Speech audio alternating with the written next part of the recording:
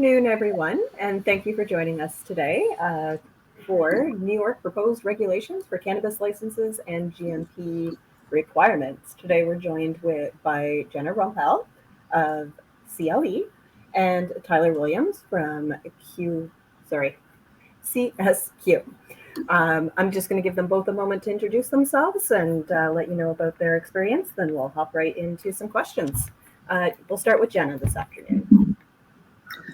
Hi, thanks, Marie. Yes, so my official background is I am a certificated paralegal, and I was working with a law firm that handled a lot of criminal defense cases, particularly for drug crimes and marijuana-related crimes. We transitioned into licensing when it went legal recreationally here in the state of California, and I've been doing licensing and compliance ever since. And now for CLE, so essentially I help clients navigate through the licensure process with their application and working with the regulatory agencies. And then after licensure, help them with compliance matters in terms of what they can and cannot do with their license. So I've been doing it ever since, and I'm very happy to continue doing it with CLE now. Perfect. Thanks, Jenna. I'm Tyler Williams. I'm the Chief Technical Officer for Cannabis Safety and Quality, or CSQ. My background is in product safety and quality. I've been doing that for the past 7 years, mostly in the food and beverage, dietary supplement, and most recently the cannabis industry for the past 5 years. I am a licensed GMP auditor. We also are a parent company that performs most of the GMP audits in New York for these conditional licenses and for the hemp operators as well. So we are an approved certification body in the state of New York as well. So glad to be here and talk about GMPs.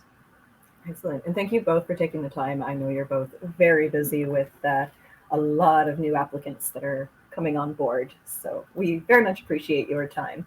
So let's hop right into some questions. I'm going to start with, one for Jenna. And again, these are, I know, loaded questions, so take the time that you need to answer them. But always one of the most popular questions is, how long does it take to get a license in New York? And what is the process? Yeah, absolutely. Of course, it's going to depend on the activity that you're applying for. I think a lot of people are interested in retail, of course, in terms of this webinar, of course. I believe the board kind of unofficial timeline is they want to be able to process applications within 30 days once they become available. That will, bearing in mind, of course, if your application is complete and fulfills all of the requirements. And if you need to provide any additional information. So that is their kind of goal that they want to hit, I believe, but there's no official time for them to fully process those applications. The retail licenses, we're hoping now that the regulations have been released, I'd say probably within the next first half of next year, some people will be able to begin applying for those retail licenses. And what are the maybe top 3 things that they would need to know about the process to prepare to actually get that license together and submit it? Yeah, absolutely. So New York has their tier process, so they really want to prevent monopolization of the market of a few for retail particularly. So they are going to ask for disclosure of all your true parties of interest, anyone that's having any equity, any ownership, even down to your spouses. So they to prevent like I said, the monopolization. So you're going to have all of your financial records and your for larger businesses, particularly kind of the breakdown of all entities of ownership down to the very last single person. So you're really going to have those taken care of. A very important thing, of course, is your location. For this initial round of card licenses, the state is providing the location for you. For general applicants, you will need to secure that location yourself. So you'll need to know the zoning requirements and the location restrictions for dispensaries. Working with your local municipality and people is very crucial. I'd say another third point that is very crucial to get started is financial planning as well. Making sure you have the capital and funding to actually move forward and start a business. In New York, it's going to be very competitive, so you can survive in the market. So I'd say those are kind of the top three things to consider. Okay. Now, one for Tyler. What are the GMP requirements that are proposed for New York dispensary licenses? And will New York licenses be available for non-social equity applicants in 2023? Just specifically on the GMP requirements, it's more so for the producers and the cultivators, and not the dispensaries. As far as the dispensaries go, it's kind of your responsibility as a dispensary or retail owner to make sure that those products that you are purchasing are compliant with the state regulations and manufacturing under good manufacturing practices. So as far as retailers go, that's your responsibility. For producers, however, you do have to obtain a certificate. I believe it's within 6 months of receiving that conditional license, and prove that you are GMP certified. So with that, the state has a select few of accredited, what we call certification bodies that are allowed to perform these types of audits, these GMP audits. And therefore, you need to make sure that whoever you are using is also approved by the state. Excellent. And I assume that is available through the various government websites, the list of approved auditors? Correct. I believe right now it is only on the hemp side. However, I think that will translate over to adult use when time comes. So if you look at the cannabinoid or the hemp portal, you will be able to see approved GMP auditing companies, and those companies should know what standards are approved within the state. Beautiful. All right. So, this could actually be addressed by either of you. So maybe Tyler, I'll have you kind of pop in your 2 cents, and then Jenna, if you want to add to it, that would be great as well. What are the latest New York regulatory record-keeping requirements?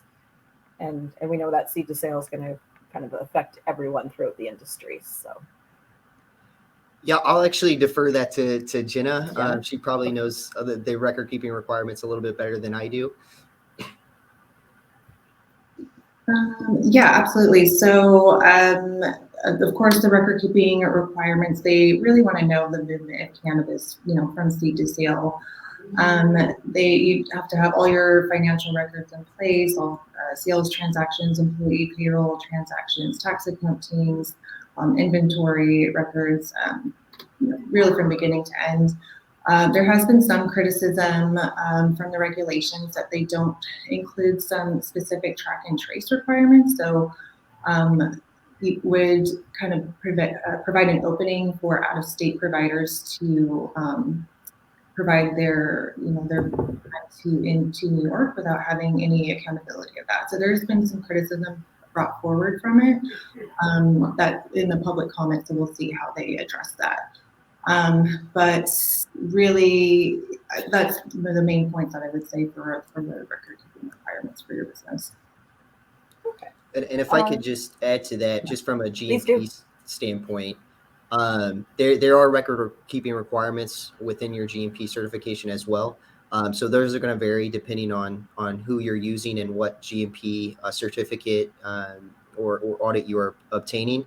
And so just keep that in mind. So not only do you have to follow the state's requirements, but if you are getting certified to GMP, then you have to follow those requirements as well. Okay.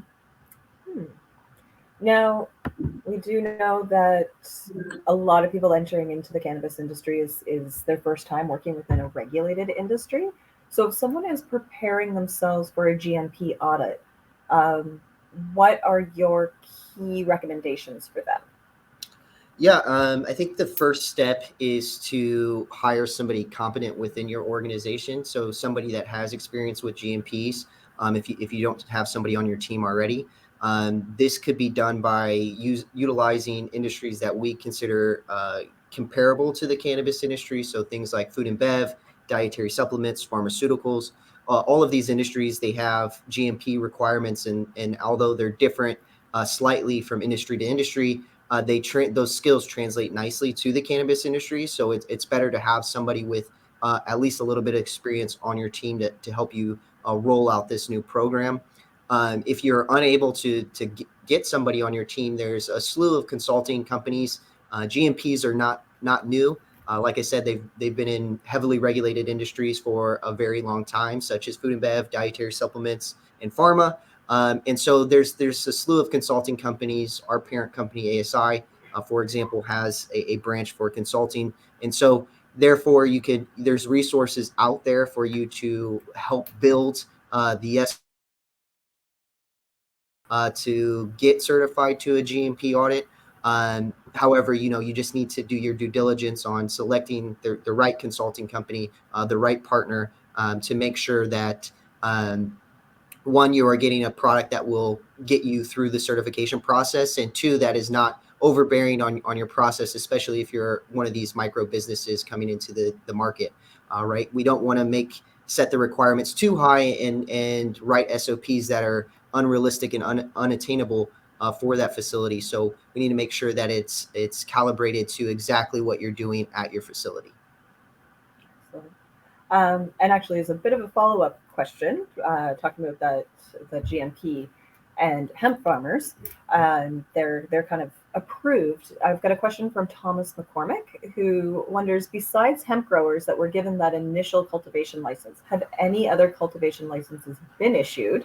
And then my follow-up question to Thomas is, if not, is there a timeline as to when we're expected to see more cultivators coming online?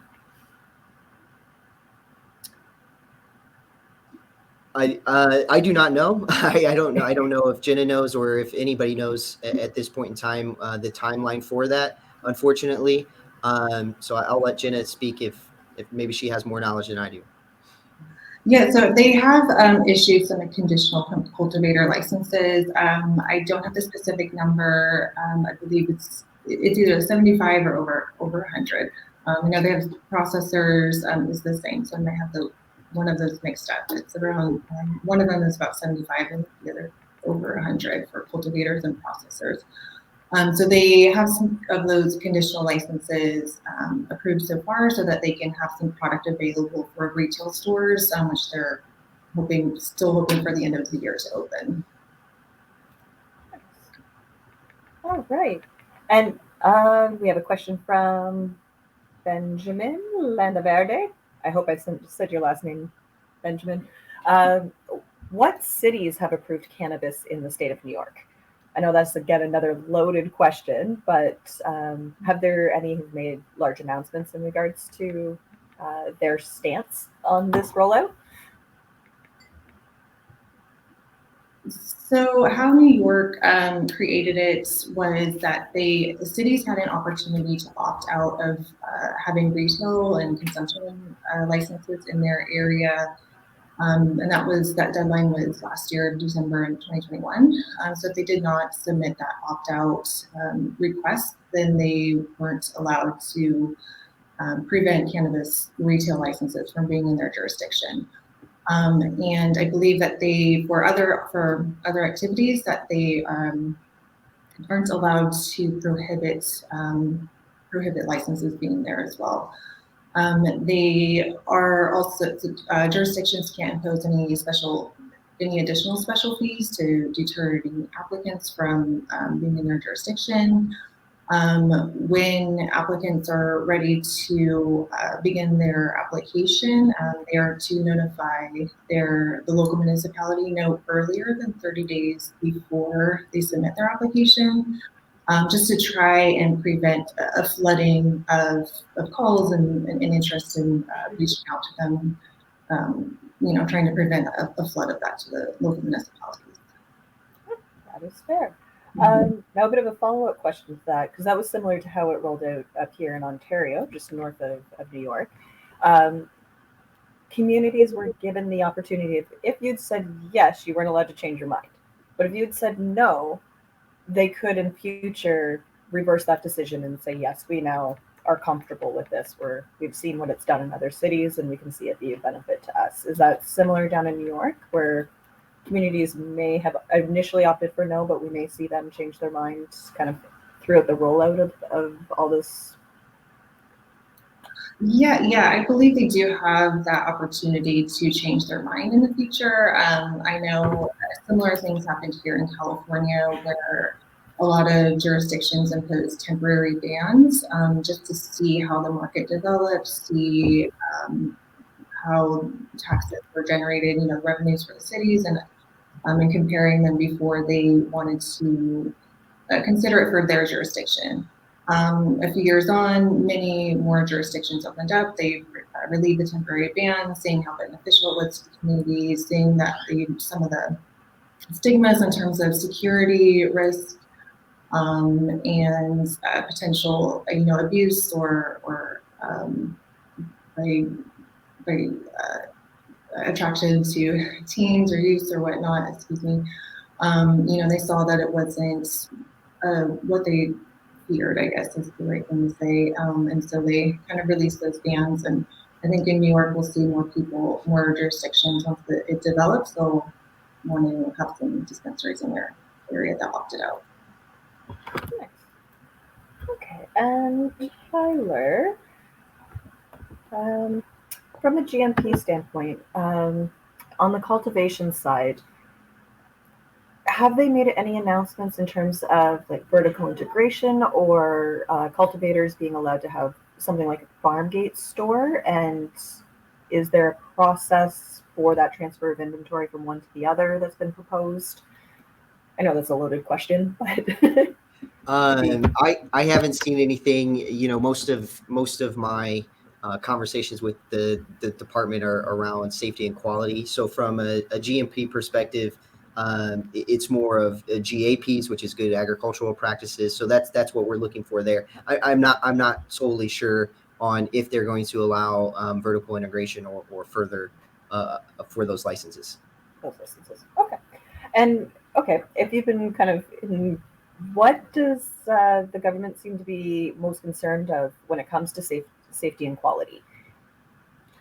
There are several things. I think the two riskiest products that cannabis producers can make is raw flower and edibles. Edibles being the most risky because there's a lot of variables that happen in edible processing, a lot of different things that can go wrong, and just like with food and bev. And so we're looking for things like pathogens, mold, bacteria, all of that stuff, making sure that we're eliminating those risks. Too many states rely solely on finished product testing and not preventative controls, such as GMPs. And the reasoning why New York went this direction was to make sure that we're not just relying on finished product testing. And what I mean by that is if we create 1,000 units and we test 5 or 10 of those units, all we're doing is guaranteeing that those 5 or 10 units are safe. However, if we combine finished product testing with preventative controls, there's a lot less risk there, right? So now we know that we have implemented these preventive controls throughout our process. We have guarantees that these products were made under safe and wholesome conditions. Therefore, when we're doing our finished product testing, we're just verifying our processes instead of just saying that these 5 or 10 products are safe. Excellent. It's a great way to combat that legacy market and create that trust in these products that are going to be coming to New York for the first time. So,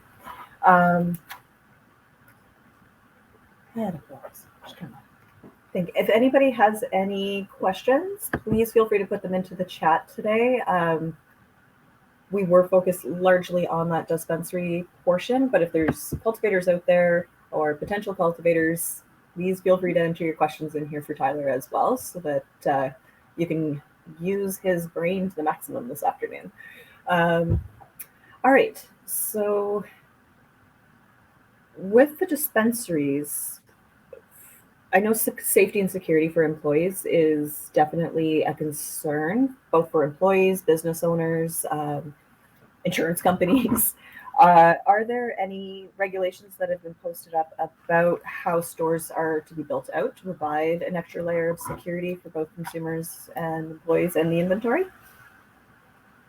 There, this one's for you, Jenna. That is a good question. Generally, I know I can definitely provide specific details for New York for anyone who's interested, but yes, there's a number of requirements that dispensaries should definitely take into consideration in terms of alarm systems, security surveillance systems, locking up your inventory in a secured area, so that only accessed by specific authorized persons in your operations can get into them. If you have securing windows and any areas that may be exposed to potential break-in, you want to keep those secured up. And of course, having a security team, so guards. I have to double check in terms of armed guards would be allowed. A lot of dispensaries do have armed guards in place, but you'll definitely need that security team on site during all business hours to protect from theft and break-ins. I'd say internally as well, diversion. You want to have a set of policies and procedures in place to track the movement of your personal inventory, so that the employees or whatnot can't divert that product as well. So you want to have those policies in place just internally for your internal protection. Yeah, anything that could affect your bottom dollar, protecting it is a good idea. Okay, so I have a question from Shaheen Kazai. I really hope I said your name right. If I don't, feel free to yell at me in the chat. And they would like to know what the licensing fees are. So maybe we'll start at dispensary and work our way up to the other categories. Yes, so all the licensing fees are going to vary depending on your activity. Most are, so for retail, your application fee and the regulations is $1,000, and then the license fee is $7,000. Cultivation is going to vary based on what you're doing. So if it's indoor, outdoor, mixed light, and the tier category that you're going to be producing based off of your square footage. So those can go up to 10, 20, 50,000 plus dollars for license application fees. And then they included an additional kind of cap for like $250 per square foot kind of thing. So there's the fee and then the additional dollar figure for your per square footage. So for cultivation, there's a number of activities. So I'm more than willing to provide that breakdown to people in an email. I can absolutely do that. But they will, those fees will vary based off of your activity. Excellent. So if anybody is looking for those specifics on their plan, please feel free to email info@Cannabis License Experts, and we'll make sure that our team gets back to you with the appropriate information. If it's not Jenna, I have a feeling she's going to be quite busy after this afternoon, but we have an amazing team of people equally as talented as Jenna as well. And then your GMP questions, Tyler, reach out to Tyler. Or if you want to send them through to us, we will direct them appropriately. Okay, so we have a next question. We've got no Michaels today. Everybody's challenging me on pronunciations, but I want to make sure I say this right. I'm going to guess at Janelle Alexander, and they're wondering when the next group of applicants will be accepted. I don't see anything specific yet, but I would expect that within the first half of next year, that's kind of my expectation, is that they'll start rolling out additional applications. So I'd say that's my best guess. I don't know if Tyler has any kind of insight on what his expectations are, but I would say within the first half of next year we'll start seeing some movement. Yeah, I would agree with that. Most of I know the department is focusing on getting those conditional licenses together and making sure that they're doing those inspections on those facilities right now. So that sounds about right to me. Excellent. And April had a great follow-up question to this. Going forward, will they continue to use the same grading system to distribute retail licenses, or are we expecting to see some changes? That is a good question. I thought about this as well. From what I can see is that it's not going to be, for these card licenses, it was a scoring criteria and it was reserved for, justice involved individuals, and you had to, win the license essentially. It was merit based. Going forward, they really want an expansion of the market and haven't imposed any license caps so far as I can see. Other than, but based on population, so not oversaturate specific areas. So I imagine it will be your application is complete and meets all the requirements. If it is a scoring criteria, you might just have to, your application will need to receive a score in order to earn that fully complete package. But I don't anticipate it at this time to be a scored kind of merit-based application, only reserved for a few people. Okay, thank you. And Tyler, Amanda Bass would like to know if they will continue to use BioTrack or a different software for seed-to-sale traceability, or if there's been any discussions on that at this point. I haven't heard anything of them using something different. I don't imagine they're going to change just because the medical market and the the anticipated hemp market will be using those or those hemp conditional licenses that are transferring over, and we'll be using that. So I think they're going to continue using BioTrack, but we'll see. Excellent.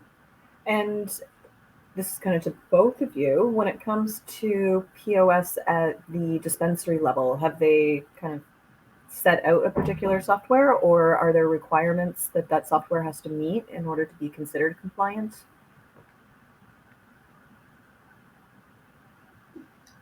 I would say generally applicants can pick the point of sale system that they would like to use, so long as it is compliant, it works with the track and trace program. So as long as the company that you're going with can be integrated with track and trace, then point of sale is usually typically up to you. Yeah, and I would agree with that. I haven't seen any states, at least to my knowledge, that limits what POS system you use. As long as it functions and interacts with the seed to sale system, you're kind of open to choose whichever system you like and whatever fits your company. Excellent. Do some of those have kind of an SOP basis behind them that can be used to support your operations? Or is it kind of like you pick your software, then you're creating your own kind of internal SOP and compliance kind of training involved in rolling that out within your operation? I think it's both. I think good companies will have SOPs on hand ready to go and be able to share those as a resource with their clients. However, that's not going to be the case with every software company you choose or POS system that you choose. So I think it's, and to be fair, the companies that do provide SOPs, they're, bluntly speaking, they're probably not the best. So you need to make sure that it is tailored to your operation and to what you're actually doing at that retail location, because it's probably going to be pretty generic when it's coming from them as a free resource. Okay, so best used as a learning tool to develop your own processes. Yep. Okay, excellent advice. Now, This is just kind of a little bit more of a fun question. I'm going to direct it to Tyler first and then Jenna. What do you think is the most exciting kind of rollout or rumor that we are hearing that pertains to GMP, quality, safety, within the New York state? For me, I think it's just having the requirements in place. There's only 4 states right now that require third-party certification, and that's one of those being New York, Florida, Michigan, and Maryland. Missouri, my home state, is looking at doing something very similar. So we're starting to see this happen more often. And the reason being is because regulators have a lot to do. They're coming from, the Department of Health or other within other organizations within those state departments, and they may not have experience in cannabis or going out and seeing cannabis facilities. So this allows experts to go into your facility, to review your processes, to give you guys real feedback on how to, produce more consistent products, to produce safer products and higher quality products, which in a lot of states it's not mandatory. And so you see a lot of what we call MSOs or multi-state operators doing it, but not so much the small guys. So I think that's what I'm most excited for is getting these small kind of craft operators learning these best practices and getting ahead of the game, to where in an industry where it's been led by MSOs for so long, that I think this is a way for them to compete with the big dogs, for lack of better terms. Okay. And Jenna, what are you most excited to see in this new proposed regulations? Yeah, I think that New York has given the regulations a lot of thought into the requirements and what they care about in terms of the industry, and trying to make it better as well. Seeing if they can, taking on what other states have done and seeing how they can improve on it. A couple of things that are big for them, of course, is environmental sustainability and making sure that all their licensees are taking that into consideration, because of course we know, particularly for cultivation, that requires a substantial amount of energy, and the state will require for you to, I believe it's submit monthly reports in terms of your energy consumption, and finding ways to reduce your impact. I want to agree with Tyler as well. I think the craft kind of brewery model is going to be something very exciting. It's under the micro business license. It's kind of the only option available for a vertical integration where you can grow your own product and also sell your own product. So I think that will be something that's really exciting to see as the industry develops for these kind of craft operators. Excellent. Sorry, I'm just waiting for my mute to come off there. Am I back on sound? Yeah. Yeah. Okay, perfect. Now, when it comes to safety and quality, we're hearing a lot at various other states about Delta 9, Delta 8. I know it's a hot button topic. Is there any kind of, aside from THC and CBD content, are there any testing requirements that are going to have to be listed on packaging?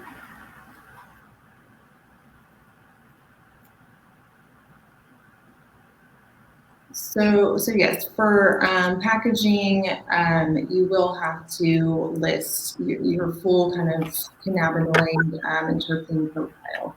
So that will include, for Delta 8, I would have to look into that honestly a little bit further.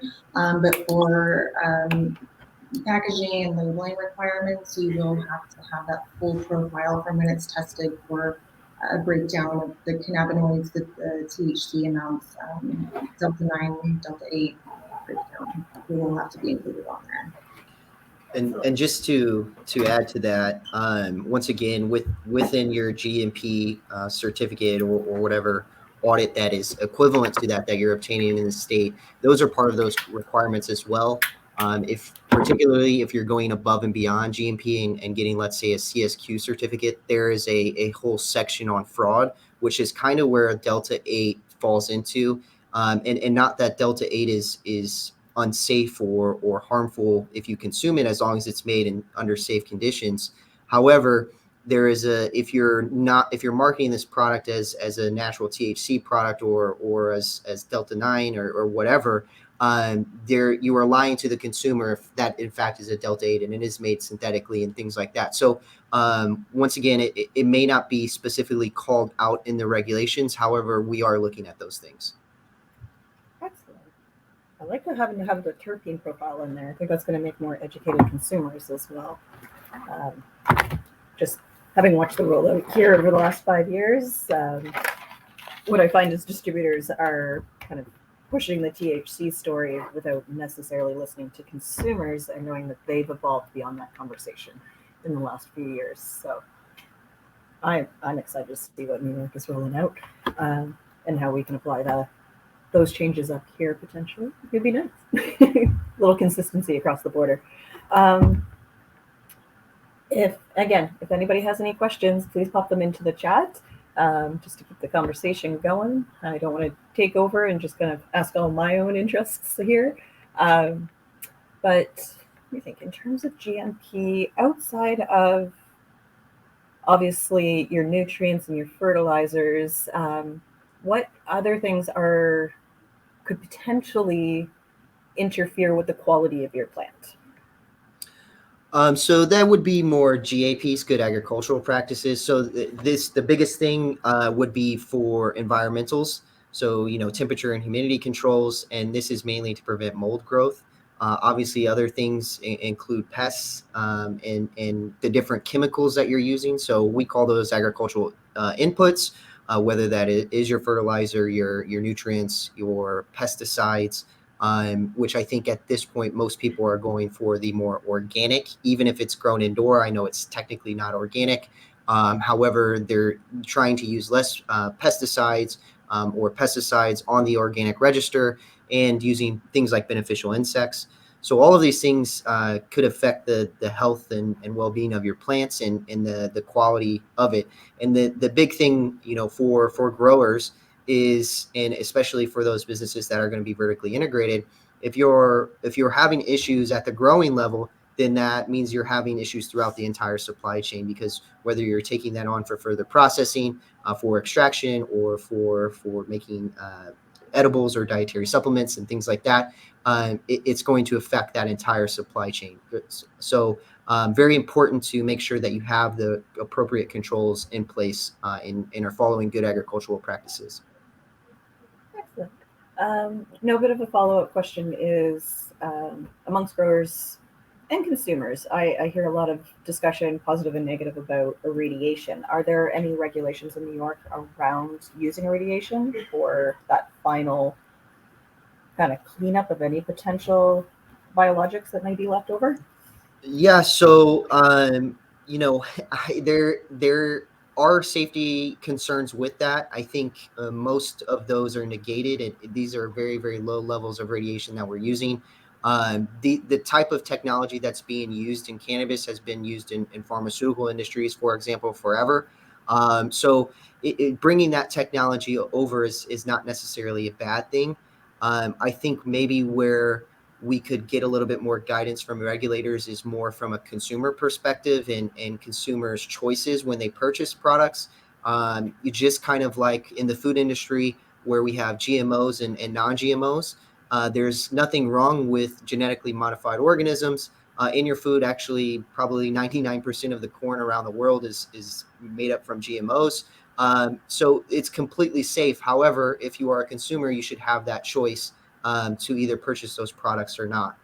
So although we don't want to scare consumers and say that radiation is bad, I still believe it should be a consumer's choice to know that product has been used, as radiation has been used on that product, and whether or not they want to purchase it. Perfect. Transparency and education. I don't see anybody having a problem with that. Unless you're doing something you don't want to be transparent about, and then do we want to buy your product anyways? Okay, so I have another great question from Amanda here. What do you think most applicants gloss over that they should there should be more focus in the application process and facility build out. I'm going to start with Tyler on the quality side, and then Jenna, if you want to pop in terms of having worked with so many applicants and where you kind of want to pull your hair out with almost all of them. I think everybody knows what I'm going to say. It's safety and quality. It's normally one of the smaller parts of an application. I think this is a huge focus for New York, so it is very important that you build that into your application and show that you have a pathway to get GMP certified. And if you're on the retail side, what are you going to do to make sure that the products that you are purchasing from producers are compliant and they follow those same practices? So that for me is always my biggest concern, and what I try to educate people on in the application process and help support. And Jenna? Yeah, it is a great question. Of course, I think a huge factor I would say that I think applicants can take some more consideration on is financial planning in terms of after licensure. So to be in this business, you do need kind of a strong sense of patience and tenacity to see it through. It takes a while to get your approvals, and it can be very costly and expensive with licensing fees, build out fees, to get the building up to security and safety and building standards. And as a retailer, then you have to procure your inventory, which isn't always cheap as well. That's a cost. And I have seen some clients kind of really kind of crash and burn because it is even for new markets, it's still a competitive market. So you really need to have marketing strategies, advertising strategies to get customers and consumers and get a client base. So I'd say having a team, a knowledgeable team in all areas of their expertise, from real estate, for example, to helping you find a location that is compliant, to consultants to help you with applications, and safety and security professionals and accounting professionals that are knowledgeable of the cannabis industry and of the regulations is crucial. But I'd say this is the hard part. The application is the hard part, of course. But I think sometimes people don't put as much thought as they should into what happens next, which is the actual running and operating of the business. I could definitely agree with that. The number of people who are like, I don't need a business plan. It's fine. I'm going to grow weed. I'm going to be a billionaire. Yeah, we definitely know that is not how the industry is shaking out in any demographic or any region. So I appreciate both of your input in that regard. Now, have they talked at all about advertising rules and regulations and marketing rules and regulations for New York State specifically? Or are we still kind of waiting on some guidance there?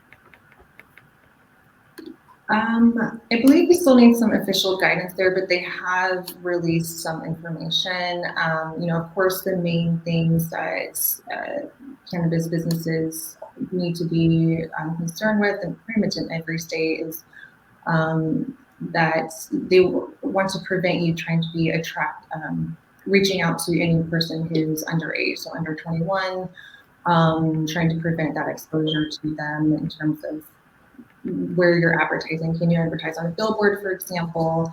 I have to check for New York, but I'm sure that that's something that they will consider, having those advertising models there.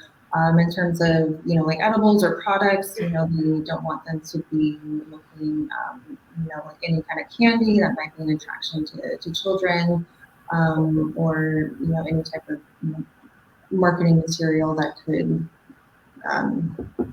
attract anyone under 21. But we will see some official guidelines. Okay. For what I've noticed, and I could be completely wrong because I don't spend a lot of time talking to our New York potential customer base and inquiries, but a lot of that seems to be kind of aligning along the lines of what Health Canada rolled out in terms of can't be appealing to youth, can't like come up with flavors that, you know, aren't bubblegum, that type of thing, which, you know, makes it a little easier to direct it away from the interest of children. So like, no, what do I want hibiscus flowered juice for, or something along those lines. Now, are we seeing anybody really coming out ahead in terms of really having their QA safety and efficacy programs in place? Like, has anybody really hit the ground running and come up kind of as a leader in that regard, that maybe setting a standard for other people to come up against, whether that's a consultant agency or just guidance that's coming from maybe a journalist who's writing some really in-depth information out there that you found really helpful or really insightful? Yeah, I mean, oh, go ahead, Jenna. Oh, no, go ahead. You know, my organization CSQ, that's exactly what we do. We are standard developers for the cannabis industry, and so we have several. Once again, a lot of it's big MSOs because they're operating in multiple states under multiple regulations, and our standard kind of goes above and beyond what you see in most states, right? So this gives them a baseline across multiple states to standardize their business, and also it makes, you know, for a QA person who's coming in these companies, a lot of them are coming from the food industry, a lot of them are coming from pharmaceuticals. So they're used to these types of certification, these types of standards. And so it's familiar, and it creates standardization in the organization, and it creates safer and more wholesome products for everybody. So there are a couple leaders out there, I would say, but most of them are the big MSOs, which I'm sure a lot of people in here are more on the micro side. But it doesn't mean you can't follow their example. You know, for us specifically, we do not charge for our standards. You can download them from the website. You do not have to get certified to be following the best practices that you should be following as a business anyway. So that's kind of our motto and what we want to do, and help educate and provide resources for these businesses, no matter if you're the small mom and pop operation or you're a huge MSO in 20 something states. And I know what, I'll be downloading it at 3 o'clock this afternoon. No, that's a really amazing resource that you guys provide to people.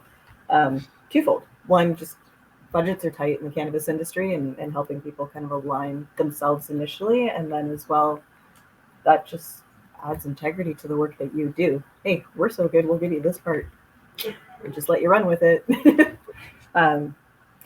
So, and I know a lot of the micros are going to really appreciate the organizations that are kind of there to support the industry as a whole, and not just their own organizations. So Yep. I appreciate that. Now, anybody else have any questions for the group today? Or is going to end up with more of my boring questions.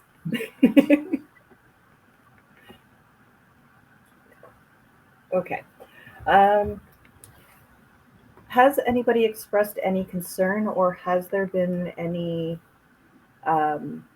concerns that you've heard raised, just even amongst kind of your own network of people, about proximity to the Canadian border and what risk that might lead to for consumers or for businesses? I know when Canada came online at the federal level, there was a lot of concern about travel into the US, which seems to have just gone away in the last couple of years, which is awesome. But is there any concerns that are being expressed for Americans who are thinking about international travel if they're involved with with cannabis organizations? You mean traveling with product, taking on a plane? Oh, not with product. Just in terms of like an association with a cannabis company. I know initially there was a lot of concern about that up here in Canada, which, you know, seems to have gone away as more and more states come online. There's less concern about traveling and being associated with a cannabis company, but is there any concern about that being raised amongst Americans and international travel? In terms of international companies being involved with companies here in the States, I haven't seen a lot that prohibits that. And in my kind of networking circle, don't really hear a lot of concern over it, you know, of course, where you are, you need to your business owners and whatnot. You need to be U.S. citizens, but having international companies, or if you're a foreign, if your entity is a foreign-owned company, that needs to be disclosed and everything. But I haven't seen a lot of too much concern that would be, I guess, a problem for the industry over here. Okay, excellent. Let's see. Oh, I think we have a new question. And that's going to... Brendan, that's a good question. How is waste at a cultivation and processing level going to be handled? So yeah, it is a good question. So cannabis waste will need to be appropriately handled in terms of track and trace as well.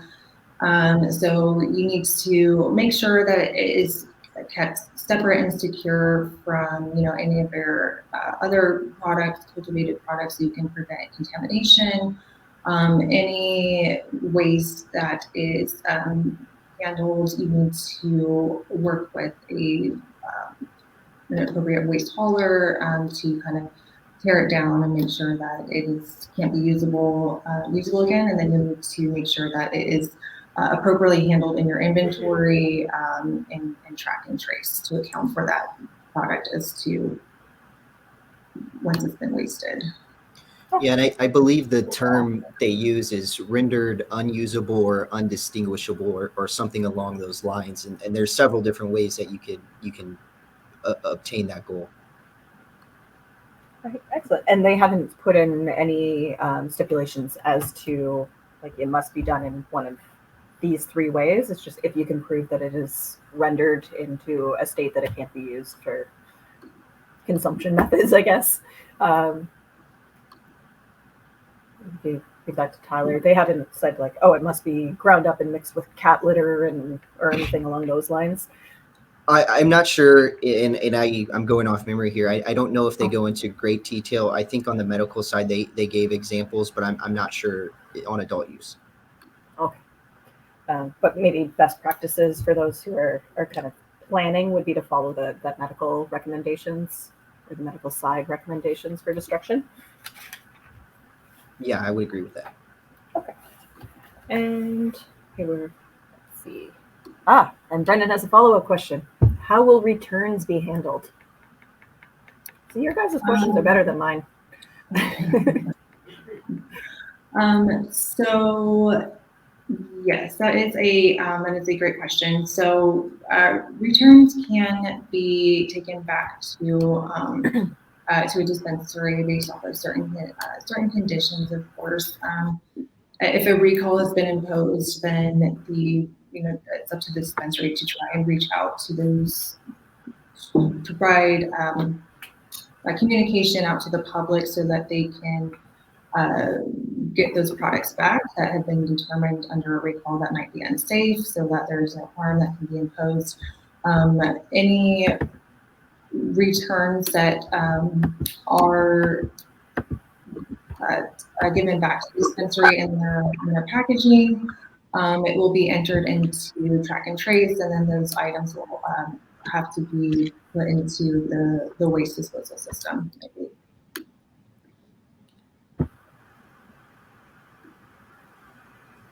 Sorry about that. My headphones just died, so there is feedback. I apologize. That was 100% my fault. Okay, so just moving into the last 5 minutes of today's session. If anybody has any more great questions, like we've been seeing in the chat, please pose them, and we will make sure they're addressed. As well, if anybody has any specifics that they didn't want to put into the chat, please feel free to reach out to any of today's panelists, or just reach through to the email there at info@Cannabis Licensed Experts, and we'll direct that on to the correct people. Closing thoughts. Tyler, what are your closing thoughts and major takeaways from today that you think people should keep forefront of mind? Yeah, I think the major takeaways is New York is like Jenna said, is really put a lot of thought into this. I believe the public comment period is over. Is that correct, Jenna? It's over. It's still going on right Still now. going So on. we have a So 60 days. So I do recommend everyone, whether you've already applied or looking at applying for whatever different type of license, to give your comments and your feedback, because I will say the regulators do listen. And New York has been a great state to work with. I know as far as my side goes in my field and safety and quality, they've been a great partner for us. And so I think, it is important to get your voice and your concerns and your questions answered. So please go and respond to that public comment period, because you are going to help shape this new market. And I think we all know New York is going to be a major market for the cannabis industry. Yeah, I would agree. Listening to the control board when they have their meetings, you can feel the sensation that they are all very excited for the industry. And I can say from experience with other industry and other jurisdictions, they don't seem to have that, to match that kind of level of enthusiasm and excitement, and just kind of looking ahead and to build this, trying to make this like the number one market for cannabis, and hopefully be a model for other places to follow as well. So it's nice to see. It gets me excited to see for it to develop. And I would agree, if you have questions or concerns about the regulations, to definitely reach out to them during this comment period, because they will take it into consideration. They really have given these regulations a lot of thought, and they want to make sure that they're, support everyone in the best way, from the consumer side, and for the industry side as well, for the operators. It's exciting to look forward. So I'm just waiting for my mic to unmute here.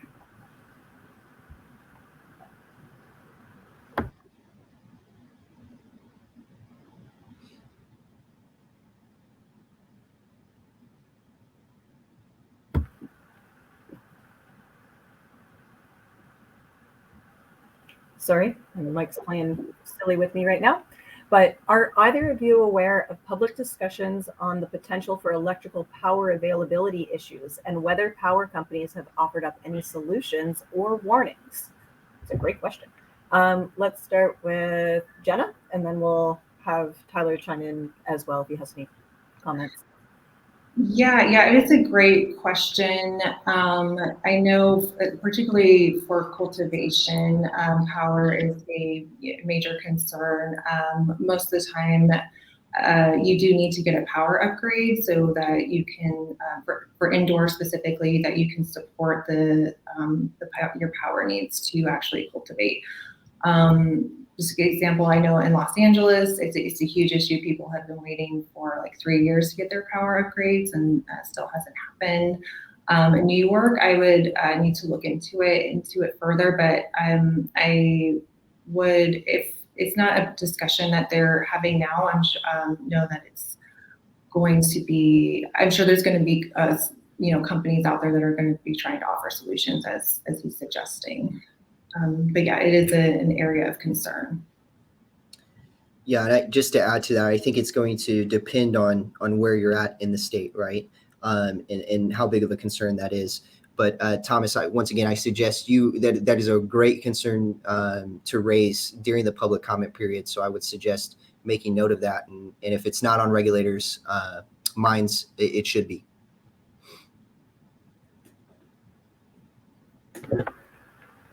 Perfect. Thank you for that last question there, Thomas. That was a very relevant one to be asking today's conversations. I do know that it's been a very busy week for everyone, and I know that everyone still has to get back to work this afternoon. So I wanted to thank both Jenna and Tyler for providing such great insights today. Oh, I'm going to try and squeeze in one more question if you guys are okay with this. Let's see. Oh, it's more of a comment. That's okay. All right. So I'll go back to thanking you both for your time and your energy and for sharing your very valuable insights into what we're expecting to see coming up in New York over the next little bit. I want to thank all of our attendees for being here today and hearing and participating in this conversation. They are very important conversations. And I'm going to reiterate what both Jenna and Tyler have said is get involved. It's key that regulators hear from everyone and have your input in their decision-making process as well. It can make huge changes to how they perceive and roll out these programs. So if anyone has any questions, any concerns, any feedback, requires a quote, or would like to be in touch with any of the panelists today, please feel free to email info@cannabislicenseexperts.com, and we will have one of the experts get in touch with you. So thank you again for all your time, your energy, and for joining us today.